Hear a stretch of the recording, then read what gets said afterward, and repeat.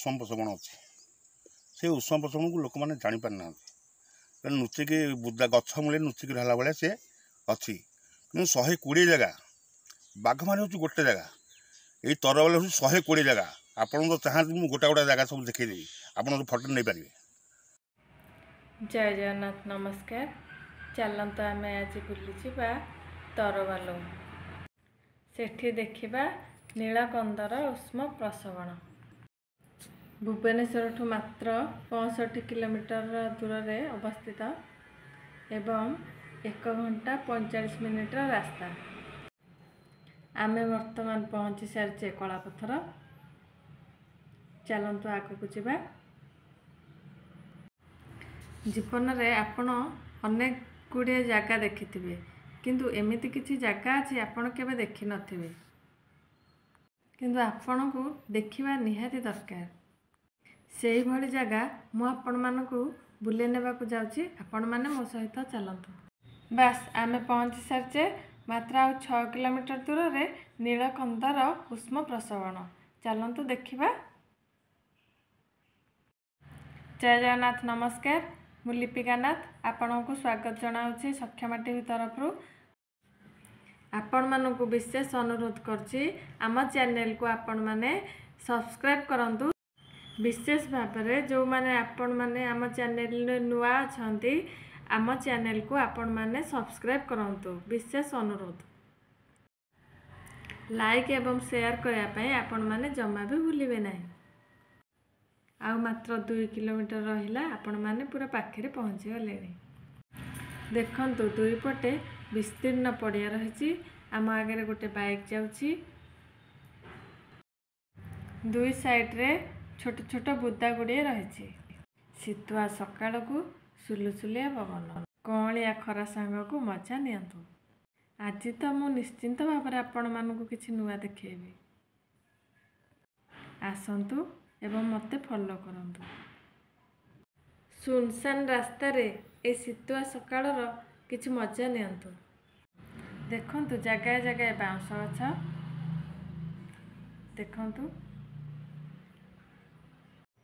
ଦେଖନ୍ତୁ ଦୁଇ ପାର୍ଶ୍ୱରେ କେମିତି ବିସ୍ତୀର୍ଣ୍ଣ ଖୋଲା ପଡ଼ିଆ ଏବଂ ଆଖି ଆଗରେ ଲମ୍ବା ରାସ୍ତା। ଦେଖନ୍ତୁ,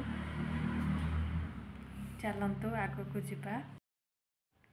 ଦେଖନ୍ତୁ ରାସ୍ତାରେ କେମିତି କେତେ ଗୁଡ଼ିଏ ଛେଳି ଏବଂ ଗାଈ ଯାଉଛନ୍ତି। ଦେଖନ୍ତୁ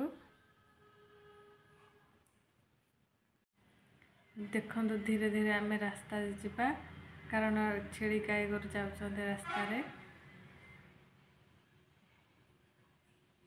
ଚାଲନ୍ତୁ ଏବେ ଆଗକୁ ଯିବା।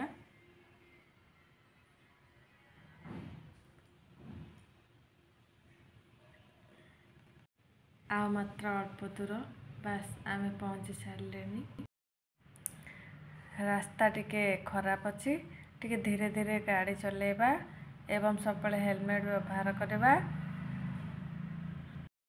ଦେଖନ୍ତୁ, ଆମେ ଏବେ ପହଞ୍ଚି ସାରିଲେଣି ନୀଳକନ୍ଦର ଉଷ୍ମ ପ୍ରସବଣ। ସୁନ୍ଦର, କେତେ ସୁନ୍ଦର ଗେଟ୍ ଦେଖନ୍ତୁ। ଏବେ ଚାଲନ୍ତୁ ଆମେ ଏଣ୍ଟ୍ରି କରିବା।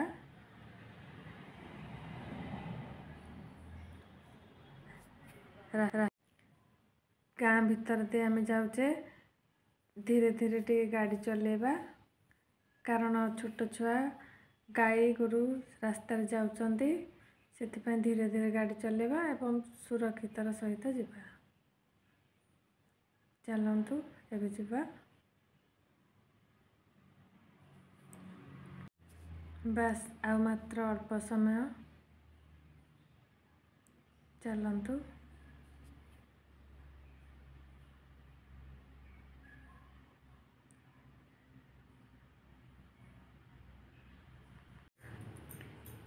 କେଡ଼େ ସୁନ୍ଦର ନଡ଼ିଆ ଗଛ। ଚାଲନ୍ତୁ ଏବେ ରାଇଟ୍କୁ ଟର୍ନ କରିବା। ଦେଖନ୍ତୁ ରାସ୍ତାରେ କଣ୍ଟା ଗଛ ଗୁଡ଼ିଏ ଅଛି। ଚାଲନ୍ତୁ ଯିବା। ଏଇ ଦେଖନ୍ତୁ, ଆମେ ତ ପହଞ୍ଚି ଗଲେଣି। ଚାଲନ୍ତୁ ଆଉ ଟିକେ ଆଗକୁ ଯିବା। ବାସ୍, ଆମେ ଏବେ ନୀଳକନ୍ଧର ଉଷ୍ମ ପ୍ରସବଣରେ ପହଞ୍ଚି ସାରିଛେ। ଚାଲନ୍ତୁ ତାହେଲେ ଏବେ ଦେଖିବା। ଗାଡ଼ିଟିକୁ ପ୍ରଥମେ ପାର୍କିଂ କରିଦେବା, ତାପରେ ଆମେ ଯିବା ଦେଖିବା ପାଇଁ। ଗାଡ଼ିଟା ଆମେ ପାର୍କିଂ କରିଦେଇଛେ। ଚାଲନ୍ତୁ ଏବେ ଆମେ ଯିବା। ଦେଖନ୍ତୁ ଏଠି କିଛି ଭାଇମାନେ ଅଛନ୍ତି। ଚାଲନ୍ତୁ ଯିବା। ଦେଖନ୍ତୁ ଏଠି ପାତାଳ ଫୁଟା ଶିବଲିଙ୍ଗ ଅଛନ୍ତି। ଚାଲନ୍ତୁ ଏବେ ଆଗକୁ ଯିବା ଧୀରେ ଧୀରେ, କାରଣ ଆଗରେ ବହୁତ କାଦୁଅ ଅଛି, ଗୋଡ଼ ପଶିଯିବାର ବହୁତ ଚାନ୍ସ ଅଛି ଭିତରକୁ। ଏଇଠି ଦେଖନ୍ତୁ ଦୁଇଟି ପୁଅ ଅଛି। ଦେଖନ୍ତୁ ମୁଁ କ୍ୟାମେରା ପର୍ସନକୁ ନିବେଦନ କରିବି ସେ ଚତୁଃପାର୍ଶ୍ୱ ଦେଖାଇବା ପାଇଁ।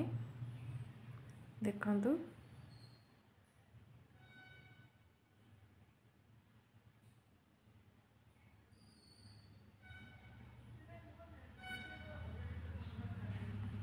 ଇଏ ହେଉଛି ସେଇ ଜାଗା ଯେଉଁ ଜାଗାରେ ତତଲା ପାଣି ବର୍ଷକ 12 ମାସ ବାହାରେ। ନମସ୍କାର।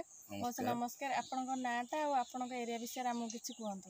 ମୋ ନାଁ ହେଉଛି ଦେବରାଜ ପ୍ରଧାନ, ଘର ହେଉଛି ତରବଲ୍ଲ, ପଞ୍ଚାୟତ ହେଉଛି ଗୋଳାପୋଖରୀ, ବାହାପୁର ହେଉଛି ଆମ ବ୍ଲକ, ନୟାଗଡ଼ ହେଉଛି ଜିଲ୍ଲା। ଏ ନୟାଗଡ଼ ଜିଲ୍ଲା ଭିତରେ ତରବଲ୍ଲରେ ଗୋଟେ ବୃହତ୍ ଉଷ୍ମ ପ୍ରସବଣ ଅଛି। ସେ ଉଷ୍ମ ପ୍ରସବଣକୁ ଲୋକମାନେ ଜାଣିପାରିନାହାନ୍ତି, କାରଣ ନୁଚିକି ଗଛ ମୂଳେ ନୁଚିକି ରହିଲା ଭଳିଆ ସେ ଅଛି। କିନ୍ତୁ 120 ଜାଗା, ବାଘମାରି ହେଉଛି ଗୋଟେ ଜାଗା, ଏଇ ତରବଲ୍ଲ ହେଉଛି 120 ଜାଗା। ଆପଣ ତ ଚାହାନ୍ତି ମୁଁ ଗୋଟା ଗୋଟା ଜାଗା ସବୁ ଦେଖେଇଦେବି, ଆପଣ ଫଟୋ ନେଇପାରିବେ। ତାପରେ ଏମିତି ହେଇକି ଚାଲିଛି ସବୁ। ଆଉ ଏଇ ଆମେ ଲାଗିକି କୁଣ୍ଡ କରିଦେଇଛୁ। 3ଟା କୁଣ୍ଡ ହେଇଛି ଠାକୁରଙ୍କ ପାଖରେ, ଠାକୁରାଣୀ ଅଛନ୍ତି ମା କେତକୀଶ୍ୱରୀ। 3ଟା କୁଣ୍ଡ ହେଇଛି, ବରଗଛ ମୂଳେ ଗୋଟେ କୁଣ୍ଡ ହେଇଛି, ଆଉ ମଝିରେ ମଝିରେ 3 ଜାଗାରେ କୁଣ୍ଡ ହେଇଛି। ସବୁ ପିଲାମାନେ ଲାଗିକି ଆଉ ବୟସ ଲୋକ ବି ଲାଗିକି ସବୁ ଆମେ ଗାଁ ତରଫରୁ କୁଣ୍ଡ ସବୁ କରିଦେଇଛୁ। ତାପରେ ରାସ୍ତା ବି, ରାସ୍ତା ଯେତେବେଳେ କାମ ହେଲା ସେଠି ଜମି ବି ଆମେ ଛାଡ଼ିଛୁ। ଜମି ଛାଡ଼ିବା ଭିତରେ ଜମି ଭିତରେ ବି ରାସ୍ତା ଯାଇଛି ମହାପ୍ରଭୁଙ୍କ ପାଖକୁ। ରେକର୍ଡ ଜାଗାରେ ରାସ୍ତା ବି ଯାଇଛି। ଜାଗା ବି ଛାଡ଼ିଛୁ ସେଠୁ 2 ଏକର ଜାଗା ଗଭର୍ଣ୍ଣମେଣ୍ଟ ନାଁରେ ରେଜିଷ୍ଟ୍ରି କରାହେଇଛି, ଦାନ କରାହେଇଛି। କାହିଁକି ଦାନ କରାହେଇଛି ନା ଠାକୁରଙ୍କ ଜାଗାଟା କିନ୍ତୁ ଫିଟିକି ବାହାରୁ ଫୁଟିକି ପଦାକୁ ବାହାରିଲେ ପ୍ରତ୍ୟେକ ଲୋକ ଜାଣିବେ, ଟୁରିଷ୍ଟ ମାନେ ଯେମିତି ଆସିବେ। ସେଇ ନେଇକି 2 ଏକର ଜାଗା ଆମେ ଦାନ କରିଦେଇଛୁ, 4-6 ଜଣ। ଏମିତି ହେଇକି ଚାଲିଛି। ସେଠି ବି ଘର ଗଭର୍ଣ୍ଣମେଣ୍ଟ ମାଧ୍ୟମରୁ ଘର ହେଇଛି, ସେଠି କୁଣ୍ଡ ହେଇଛି ରୋଡ଼ କରରେ। ଲୋକମାନେ ସବୁ ବହୁତ ଗାଡ଼ି ମଧ୍ୟ ଆସୁଛି ଦେଖାଶୁଣା କରିବା ପାଇଁ, ଦେଖିକି ମଧ୍ୟ ବହୁତ ଲୋକ ଯାଉଛନ୍ତି। ଏମିତି ଚାଲିଛି ସବୁ। ଆଉ ଏବେ ସୁଦ୍ଧା ବି ଏମିତି ଚାଲିଛି। ଆଉ ଯାତ୍ରାଟା ଟିକେ ବନ୍ଦ ହେଇଯାଇଛି। ଆଉ ଏ ପାଣିର ମହତ୍ଵ ବିଷୟରେ କିଛି କୁହନ୍ତୁ। ଏ ପାଣିଟା ହେଉଛି ଗରମ ପାଣି। ଗରମ ପାଣି ଟକମକ ହେଇକି ଫୁଟୁଛି, ମାନେ 20 ମିନିଟ୍ରେ ଭାତ ହେବ। ଚାଉଳ ପକେଇଲେ 20 ମିନିଟ୍ରେ ଭାତ ହେବ। ତାପରେ ଚର୍ମ ରୋଗ ଯେଉଁ ଲୋକମାନଙ୍କ ଉପରେ ହେଉଛି, ସେ ଆସିକି ଗାଧେଇଲେ ସେଇ ଚର୍ମ ରୋଗଟା 7 ଦିନରେ ଭଲ ହେଇଯାଉଛି। ଆଉ ବହୁତ ଜାଗା ତ, ସବୁ ଜାଗା ତ ଆପଣ ଯାଇପାରିବେନି। ଆପଣଙ୍କୁ କେମିତି ଲାଗିଲା କମେଣ୍ଟ ମାଧ୍ୟମରେ ଜଣାନ୍ତୁ ଦୟାକରି। ଆମ ଏ ଭିଡ଼ିଓଟିକୁ ପ୍ରଚୁର ମାତ୍ରାରେ ସେୟାର କରନ୍ତୁ। ଆଜି ପାଇଁ ରହୁଛି ଏତିକି। ଜୟ ଜଗନ୍ନାଥ, ନମସ୍କାର।